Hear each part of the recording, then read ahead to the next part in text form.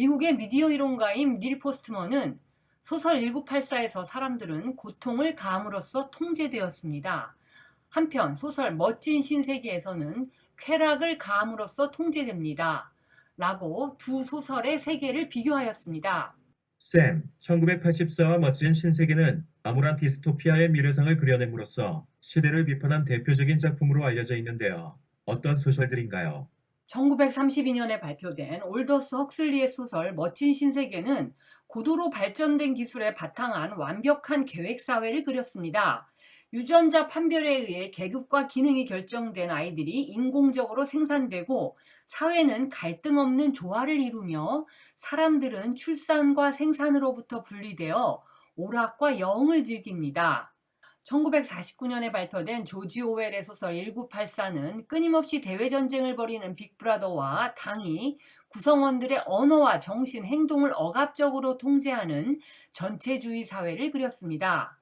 과학자를 많이 배출한 귀족 집안에서 자란 헉슬리는 고도로 발전된 기술과 풍요로운 경제에 의해 설계된 디스토피아적인 미래를 그렸습니다.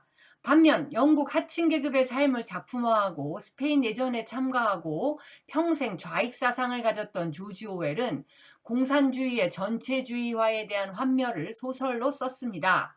1984년이 도래했을 때 우리는 조지 오웰이 소설 1984에서 예언한 암울한 시대가 닥칠까봐 걱정했지만 예언은 실현되지 않았고 사람들은 안도했습니다.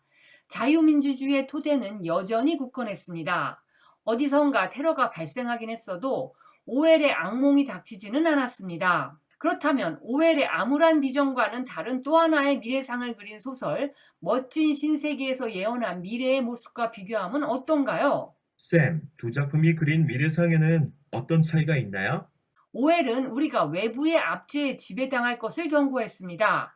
하지만 헉슬리의 미래상에선 인간에게서 자율성과 분별력 그리고 역사를 박탈하기 위한 빅브라더는 필요가 없습니다. 사람들은 스스로 압제를 환영하고 자신들의 사고력을 무력화하는 테크놀로지를 떠받들 것이라고 내다봤습니다.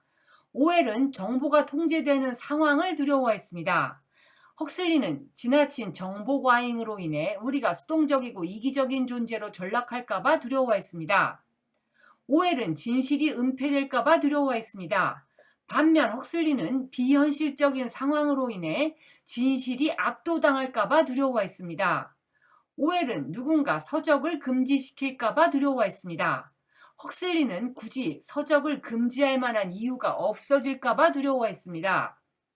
오웰은 통제로 인해 문화가 감옥이 될까봐 두려워했습니다. 반면 헉슬리는 우리들이 촉각 영화나 오르지 포지 같은 것들에 몰두하느라 문화가 하찮게 전락할까봐 두려워했습니다.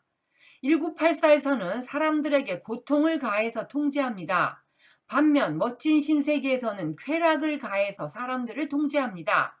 한마디로 오웰은 우리가 증오하는 것이 우리를 파멸시킬까봐 두려워했습니다. 헉슬리는 우리가 좋아서 집착하는 것이 우리를 파멸시킬까봐 두려워했습니다. 신자유주의가 여전히 득세하고 있는 자본주의에 살고 있는 우리가 상상할 수 있는 미래의 모습은 오웰이 아니라 헉슬리가 상상한 미래의 모습에 더욱 가까워 보입니다. 하지만 헉슬리의 미래상은 오웰의 1984보다 훨씬 더 우리 마음을 불편하게 합니다. 대부분의 독자는 헉슬리가 그려내는 세상을 괴물 같다고 느낍니다. 샘, 왜 멋진 신세계에서 그리는 미래의 모습이 암울한 디스토피아인가요? 모든 사람이 항상 행복하다는데 거기에 무슨 문제가 있는 건가요? 헉슬리가 그려낸 당황스러운 세계는 행복과 쾌감이 동일하다는 생물학적 가정을 기초로 하고 있습니다. 행복하다는 것은 쾌락적인 신체적 감각을 느낀다는 것과 다르지 않습니다. 우리 신체의 생화학 시스템이 이 감각의 크기와 지속 기간을 제한하므로 높은 수준의 행복을 일정 기간 이상 느끼게 하는 유일한 방법은 사람들의 생화학 시스템을 조작하는 것입니다. 하지만 행복에 대한 이런 정의에는 동의할 수 없습니다. 행복은 단지 신체적 쾌감이 아닙니다. 행복에는 중요한 인지적, 윤리적 요소가 존재합니다.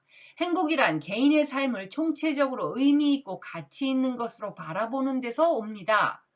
니체는 만일 당신에게 살아야 할 이유가 있다면 당신은 어떤 일이든 견뎌낼 수 있다고 얘기합니다. 의미 있는 삶은 한창 고난을 겪는 와중이더라도 지극히 행복할 수 있습니다.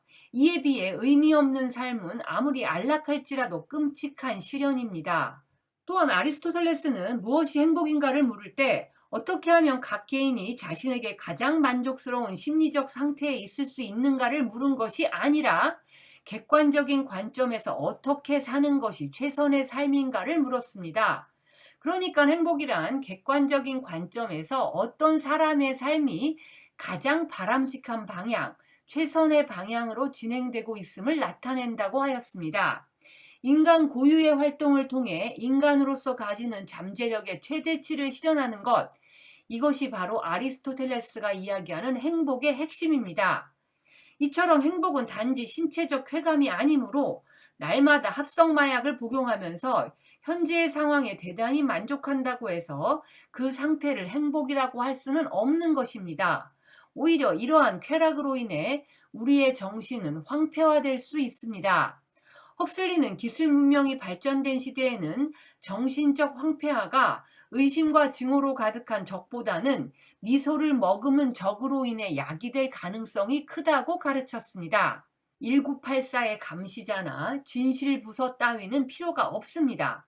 대중이 하찮은 일에 정신이 팔릴 때, 끊임없는 오락활동을 문화적 삶으로 착각할 때, 진지한 공적 대화가 허튼 소리로 전락할 때, 한마디로 국민이 관객이 되고 모든 공적 활동이 가벼운 희극으로 변할 때 국가는 위기를 맞게 될 것이라고 경고하였습니다.